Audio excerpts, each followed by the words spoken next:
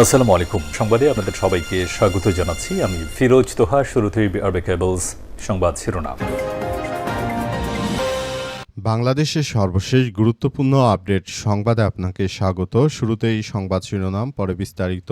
প্রথমেই জানাবো, তারেক রহমান কি শেখ হাসিনা হতে চান কিনা প্রশ্ন সার্জিস আলমের। তারেক রহমান কি শেখ হাসিনা হতে চান এমন প্রশ্ন রেখে জাতীয় নাগরিক পার্টি এনসিপির মুখ্য সংগঠক উত্তরাঞ্চল সার্জিস আলম বলেছেন, ২ দফায় বিএনপির সন্ত্রাসীরা আমাদের উপর আবার আক্রমণ করেছে। সিলেটের ৫ মাইল বাজারে নিজের ভেরিফাইড ফেসবুক অ্যাকাউন্ট থেকে তিনি এমন স্ট্যাটাস দিয়ে জানিয়েছেন যে হয় তারেক থাকবে, নয় আমরা থাকবো। আবারও তারেকের পতনের আন্দোলনে যেতে পারে এনসিপি। এরপর জানাবো, আজ থেকে আমি আর কোনো কথা বলবো না, চুপ থাকবো বললেন নাসির উদ্দিন পাটোয়ারি। জাতীয় নাগরিক পার্টি এনসিপির মুখ্য সমন্বয়ক নাসির উদ্দিন পাটোয়ারি বলেছেন, সার্জিসের গাড়িতে একটু আগে হামলা হয়েছে। ছাত্রদল হামলা করেছে এবং সেখানে গাড়িগুলো ভাঙচুর করেছে। আমাকে তো হামলা করা হয়, তারা একটা জাস্টিফিকেশন দিয়েছে যে আমি কথা বলি না কি, এজন্য তারা আমাদের নেতাকর্মীদের উপর হামলা করে কি আর করার, চুপ থাকবো। দেখি ওনারা কতটুকু বাড়তে পারে, কতটুকু যাইতে পারে, আমরা মাত্রাটা দেখার অপেক্ষায় থাকবো। এদিকে আদালতে বলতে চাইলাম, ফাঁসি দিয়ে দেন আমাকে, বললেন লতিফ সিদ্দিকী। বিচার কাজ প্রায় শেষ, বিচারকরাও এজলাস ছাড়ার প্রস্তুতি নিচ্ছিলেন। ঠিক তখনই সাবেক শেখ হাসিনার সময়ের এমপি লতিফ সিদ্দিকী জানিয়েছেন যে তিনি ভরা এজলাসে বলে ওঠেন যে আমাকে ফাঁসি দিয়ে দেন, আমি ফাঁসির জন্য প্রস্তুত। এবারে জানাবো, লতিফ সিদ্দিকীর গ্রেপ্তার বিষয়ে বিএনপি সরকারকে দুর্বল করার ষড়যন্ত্র করা হচ্ছে বললেন কাদের সিদ্দিকী। কৃষক শ্রমিক জনতা লীগের সভাপতি কাদের সিদ্দিকী বলেছেন, লতিফ সিদ্দিকীর গ্রেপ্তার বিএনপি সরকারকে দুর্বল করার ষড়যন্ত্র। তিনি দাবি করেন যে গত ২৮শে অগস্ট লতিফ সিদ্দিকী কারাগারে গেলেও তখন যদি শাপলা চত্বরের ঘটনায় তার সম্পৃক্ত থাকত, তাকে তখনই কিন্তু আটক করা হতো।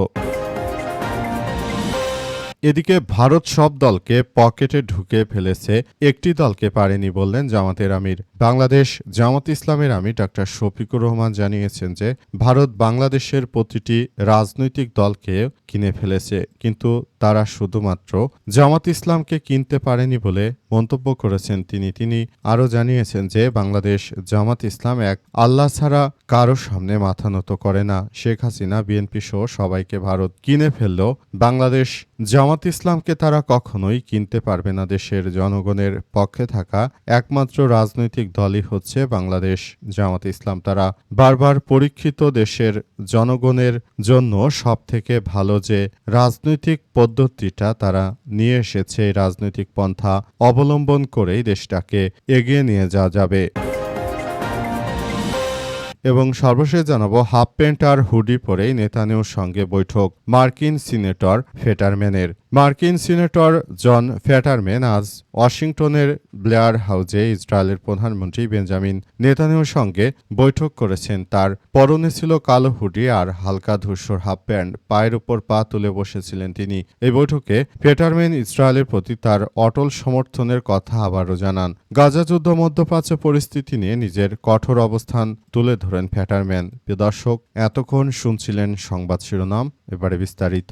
তবে তার আগে বন্ধুরা, অনুরোধ থাকবে এই সংবাদটিতে একটি লাইক দিন।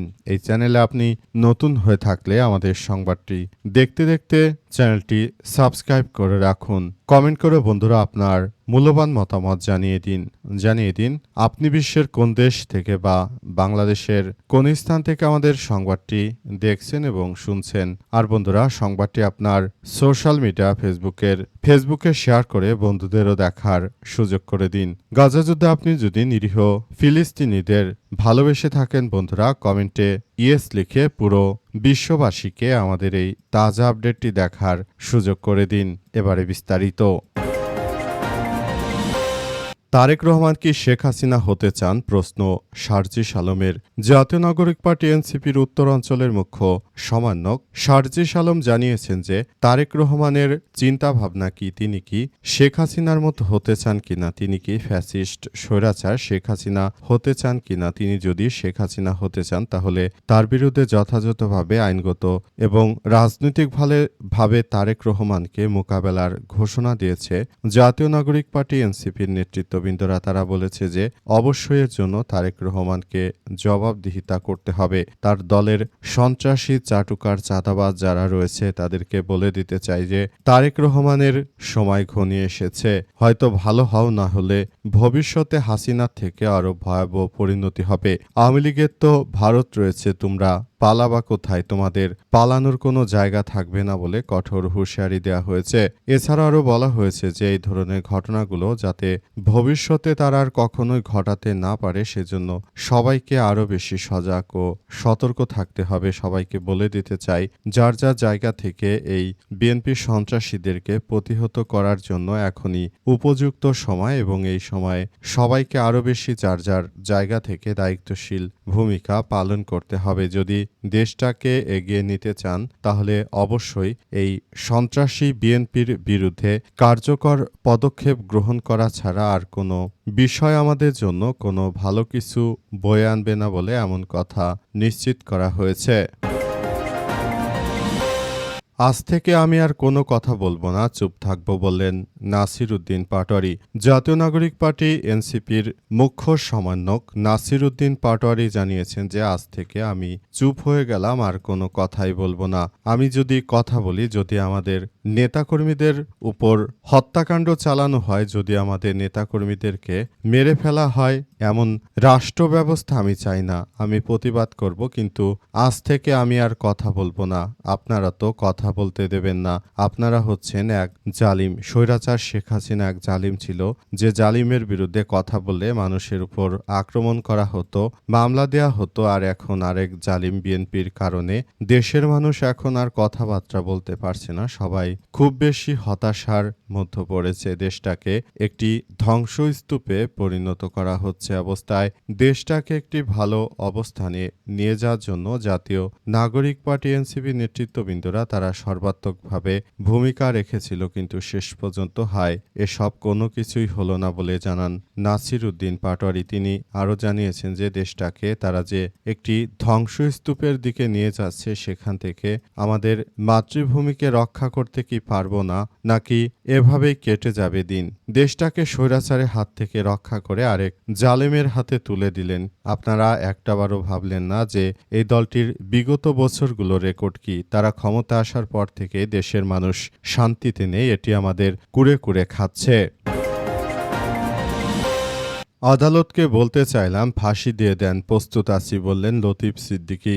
বিচার কাজ প্রায় শেষ, বিচারকরা এজলাস ছাড়ার প্রস্তুতি নিচ্ছিলেন, কিন্তু কাঠগড়ায় দাঁড়িয়ে তখনও কথা বলার অপেক্ষায় সাবেক মন্ত্রী আব্দুল লতিফ সিদ্দিকী হাতে মাইক নিয়ে কয়েকবার আদালতের দৃষ্টি আকর্ষণের চেষ্টা করেন। তিনি সুযোগ না পেয়ে শেষ পর্যন্ত বলতে থাকেন, আদালতকে বলতে চাইলাম ফাঁসি দিয়ে দেন, মৃত্যুর জন্য প্রস্তুত আছি। কিন্তু আদালত শুনতে চাইল না। রাজধানীর মতিঝিলে শাপলা চত্বর হেফাজতে ইসলামের মহাসমাবেশ ঘিরে গণহত্যার ঘটনায় করা মানবতা বিরোধী অপরাধের মামলায় লতিফ সিদ্দিকীকে কারাগারে পাঠানোর আদেশের পর আন্তর্জাতিক অপরাধ ট্রাইব্যুনাল দুয়ে এমন দৃশ্যর অবতরণ হয়। এ মামলায় প্রসিকিউশনের আবেদনের পরিপ্রেক্ষিতে বৃহস্পতিবার ৩০ জুলাই দুপুর ১৫টার দিকে সাবেক এই মন্ত্রীকে কারাগারে পাঠানোর আদেশ দেয় ট্রাইব্যুনাল ২-এর চেয়ারম্যান বিচারপতি নজরুল ইসলাম চৌধুরীর নেতৃত্বাধীন ৩ সদস্যের বিচারিক প্যানেল। প্যানেলের অপর ২ সদস্যরা হলেন বিচারক মোহাম্মদ